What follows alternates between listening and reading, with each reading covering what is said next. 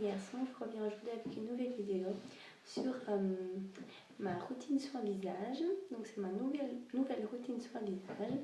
Comme vous le savez, j'utilise essentiellement des produits Nivea, mais j'ai décidé de me lancer dans la gamme de Hydra Végétal de chez Yves Rocher. Comme vous le savez, je vous ai déjà présenté le sérum de cette gamme, donc Hydra Végétal de chez Yves Rocher. Pourquoi j'ai voulu essayer toute la gamme? Parce que, comme vous le savez, ce sérum m'avait sauvé ma peau de mes plaques de sécheresse que j'avais sur le cou, donc des deux côtés, et en dessous de mon nez. Et donc, j'ai été intriguée par cette gamme, puisque, ma foi, un sérum qui sauve une peau atopique et très sèche, il faut vraiment que ce soit un très bon sérum. Donc voilà, j'ai été agréablement surprise, et donc j'ai décidé de me procurer toute la gamme. Donc je vais vous présenter les produits par ordre logique d'utilisation. Donc voilà, tout d'abord on a le gel nettoyant fraîcheur. Voilà, c'est un gel nettoyant. Moi je l'utilise plutôt le soir, le matin j'utilise juste une lotion.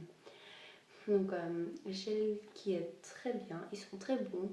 Après avoir lavé mon visage, j'ai la peau qui ne tiraille pas, ce qui est logique parce que c'est un gel hydratant. Donc ce qui est déjà un bon point.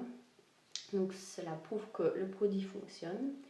Voilà, très très bon gel, agréable à appliquer, sent très bon, odeur très fraîche, voilà, assez contente. Ensuite, on a la lotion hydratante.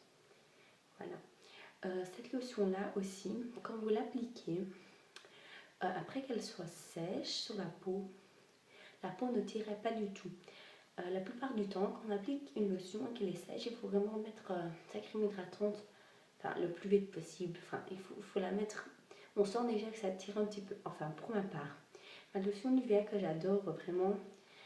Après, quand je l'applique et qu'elle est sèche, je sens un tout petit peu que ça tirait sur les endroits les plus secs, comme sous mon nez. Et donc, j'applique directement ma crème. Mais avec celle-ci, je ne sens pas que ça tire. Donc aussi, très bon point. Donc ça prouve encore une fois que le produit est bien hydratant. Mais je vais être franche, je préfère ma lotion Nivea. Pourquoi? Parce que je trouve qu'elle est, comment dire, plus légère. Enfin, on peut pas dire qu'une lotion est plus légère, ça aussi c'est très léger, c'est une lotion.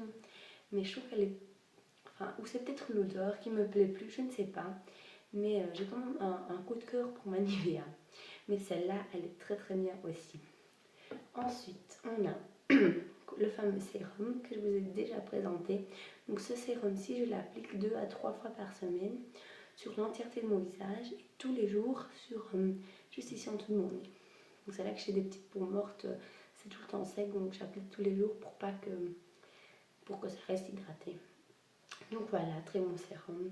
Comme vous le savez, j'adore. Ensuite, on a la crème hydratante intense 24 heures.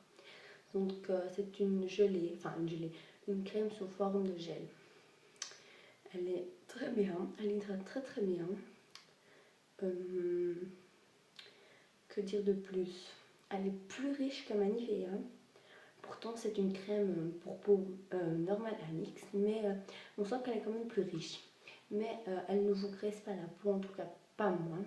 Elle hydrate bien, c'est une très bonne crème, rien à dire, très bon produit.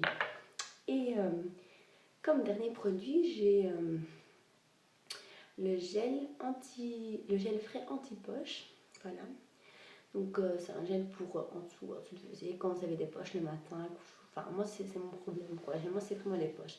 Les cernes, ça va, j'ai pas trop de problème avec de cernes, mais c'est vraiment l'effet gonflé en dessous de l'œil qui me gêne. Et ce produit-ci, ça ne vous fait pas disparaître votre poche, ça vous les atténue peut-être un tout petit peu, mais ça vous rafraîchit en tout